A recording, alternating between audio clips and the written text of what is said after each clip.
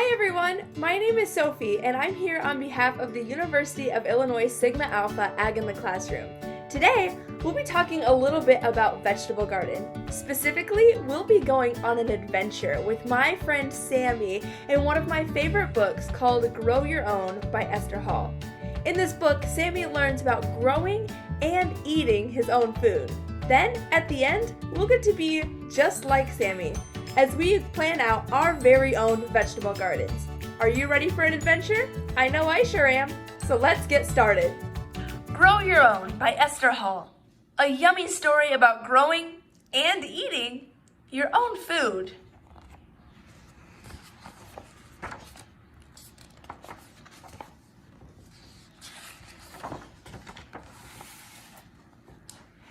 Sidney Bean and his mom lived a busy life in a busy city.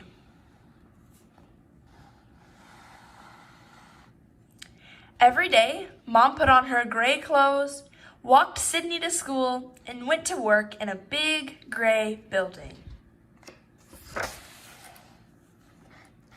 Every evening, dinner time arrived with a ping, came out of boxes, and was eaten off knees.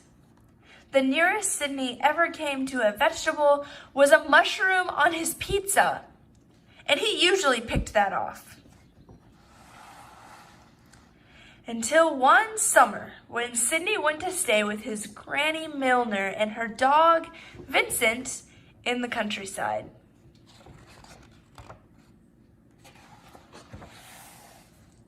"It's going to be a grand summer, Sidney," said Granny. "I think we'll do a bit of work in the vegetable patch." Sidney put on his Wellington boots. "You weed, I'll feed," said Gran as she spread pungy manure around the soil. "Ugh! What's this, Granny?" said Sidney. "It looks like Martian food." "Oh, that's broccoli, young Sid, and it will put big muscles where you didn't even know you had them," said Granny. That evening, Sidney and his Gran had broccoli and pasta bake for dinner. Sidney didn't think it was that bad for Martian food. After his bath, Sidney climbed into bed. He ached from head to toe. It must have been from all the digging. Or were his muscles really growing?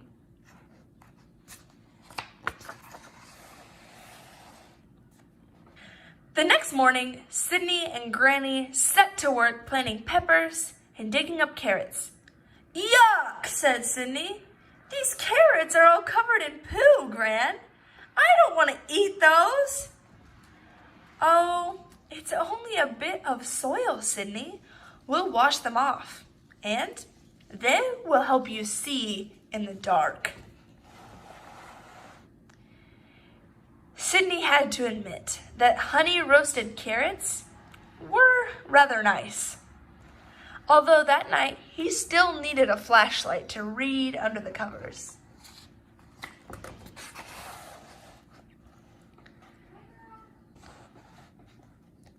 Sidney woke to the sound of a squeaky wheelbarrow. He hurried outside to see what Gran was doing. "What are these long green things, Gran?" "They're runner beans, Sid," said Gran. "They're full of energy and will help you run as fast as the wind." Sidney helped Granny to make a tasty bean stew for dinner. That evening, he raced Vincent down to the track. Sid certainly felt faster, and there was definitely something a bit windy about him. It rained heavily that night, but the next morning was dry and warm. "Oh," said Granny Milner, "that rain has worked its magic, Sid. Look at all these juicy strawberries. They'll put color in your cheeks." Sidney picked a great big bowl full, and he and Gran and Vincent ate every last one.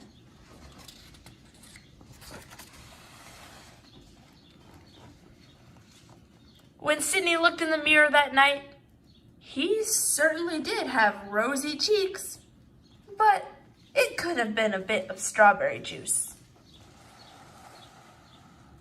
Sydney and his granny worked hard that summer, digging up vegetables and picking fruit. Every day, Sydney tried something new to eat. One day, they even set up a stall outside the cottage to sell all the extra fruit and vegetables that they couldn't eat. They sold out in no time at all. "I've just had a smashing idea, Sid," said Granny. But when Sydney asked what it was, Gran just smiled. "Wait and see," she said. The summer flew by. Soon it was time for Sydney to head back to the city. He couldn't wait to see his mom.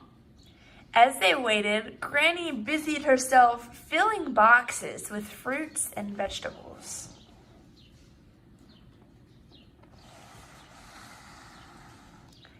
Sid told Gran that they wouldn't all fit into Mom's little car. "Wait and see," smiled Gran. Vincent barked at the sound of an engine, and Sydney rushed outside to see his mom in her new delivery van. Sydney and Mom went back to the city. Sydney's mom was still busy, but Sydney helped with her deliveries whenever he could. Mom didn't go to work in the big gray building anymore, and they gave the microwave away to the lady next door. Every weekend, they went to help Granny and Vincent in the garden. Oh yes, Sydney really loved his fruits and vegetables. Well, all except mushrooms. The end.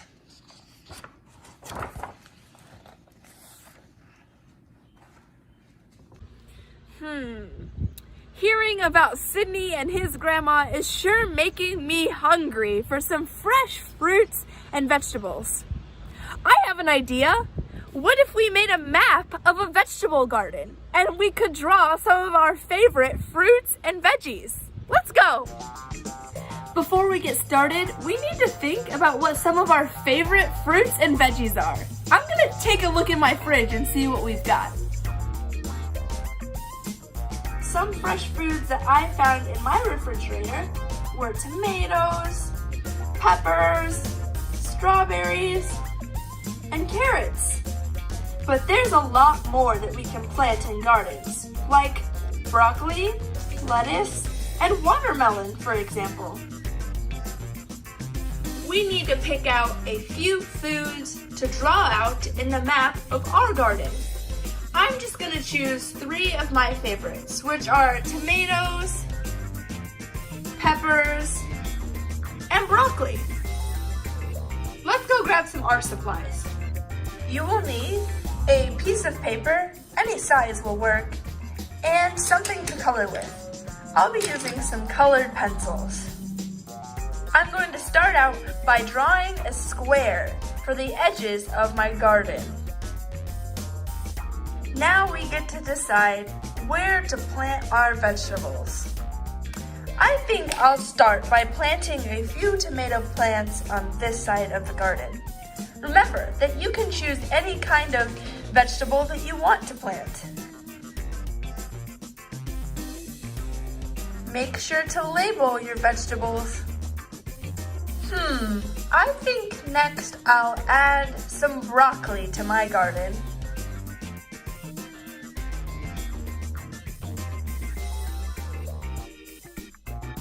And last, I think that I will plant a whole row of carrots on this side.